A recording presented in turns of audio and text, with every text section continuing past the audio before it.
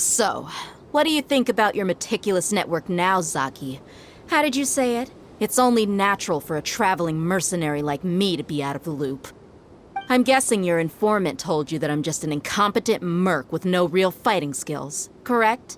I mean, that is what I said after all. And of course you would believe everything he reported.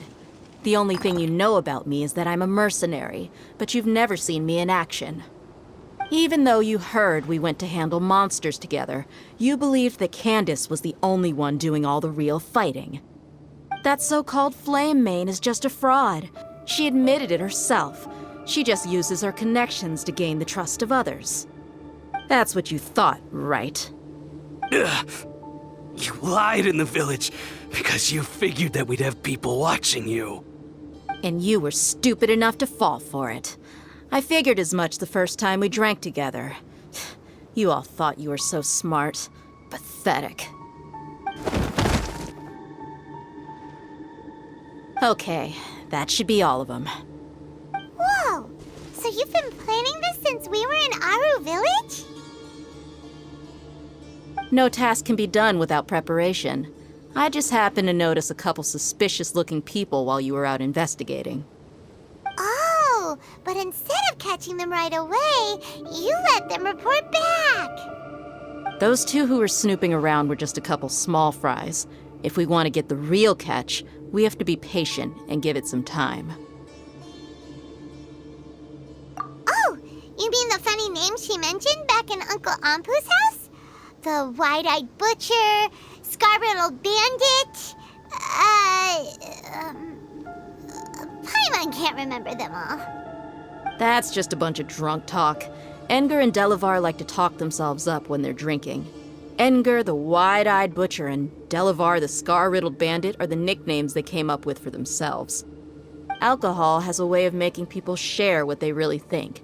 So Edgar and Delavar are always rambling in the tavern about how the Scarlet King is a superior deity. What about Zaki? He's just a numbskull who fell right into our trap. Zaki was probably the best hidden of them all. My initial plan was to find Delavar first, and then try to track him down. That's what you wanted to ask when we were at Uncle Anpu's house, right? Jabari is one of the villagers you talked to. You know, the one who wanted to treat Isak and his grandpa to some food. Wait, so he's a radical too? No, he isn't. I just needed to tack on a random villager name to make the eavesdropper think that I was making some wild guesses based on my impressions. Wow, what a genius idea! Well, that's an expert mercenary for you. Ah, you're too kind. It was straight from the usual playbook, if I'm honest. So, that thing you were saying before, is it really true? About what? About how mercenaries only care about Mora, and that anyone's a friend as long as there's a profit. Does that bother you? What makes you so sure? Dia,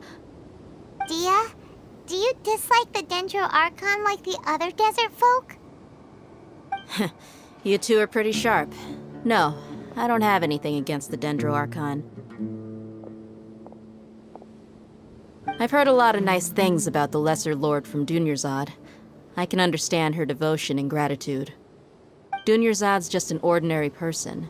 There's no way a god would be so involved in the lives of everyday people, unless they were truly compassionate. I've begun to realize that the sages are behind everything that's happened recently. The radicals' blind belief in the Scarlet King, making the Dendro Archon out to be an enemy. It's all the academia's trickery. But I see through it all. And unlike them, I can never be hostile towards anyone who's never done anything wrong. Dia. Anyway, looks like we're done with business here. Traveler, lend me a hand. Let's tie him up and bring him to the village.